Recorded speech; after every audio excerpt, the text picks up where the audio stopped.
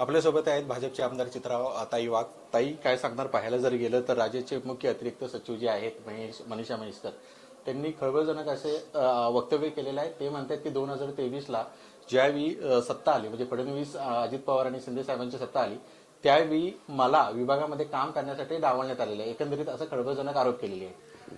बघा, असं आहे की मी 28 वर्ष राजकारणामध्ये आहे आणि मी तेव्हापासनं मनीषा ताईंना एक कर्तबगार आणि दमदार काम करणारी प्रशासकीय अधिकारी म्हणून मी ओळखते.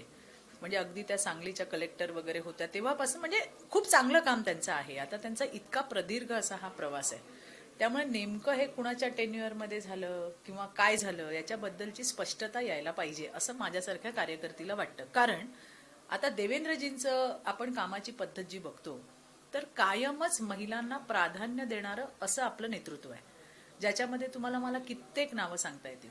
म्हणजे सुजाता शौनिक असतील, आता शोमिता विश्वास असतील, अश्विनी भिडे 160 वर्षानंतर मुंबई महानगरपालिकेवरती पहिल्यांदा एक महिला आयुक्त म्हणून त्या ठिकाणी बसले. म्हणजे अशी रश्मी शुक्ला असतील, अशी कित्येक नावं आहेत की जिथे महिलांच्या केपेबिलिटीवरती त्यांनी विश्वास ठेवून त्यांना जबाबदाऱ्या दिल्या. त्यामुळे हे नक्की काय झालंय, कसं झालंय हे बघणं गरजेचं आहे. याच्यासाठी गरजेचं आहे कारण ज्या अश्विनी भिडे अत्यंत कर्तबगार अशा अधिकारी आहेत, तुम्ही बघितलं की मागच्या वेळेला इतकं चांगलं काम करणाऱ्या अधिकाऱ्यालाही उचलून बाजूला ठेवण्यात आलं होतं.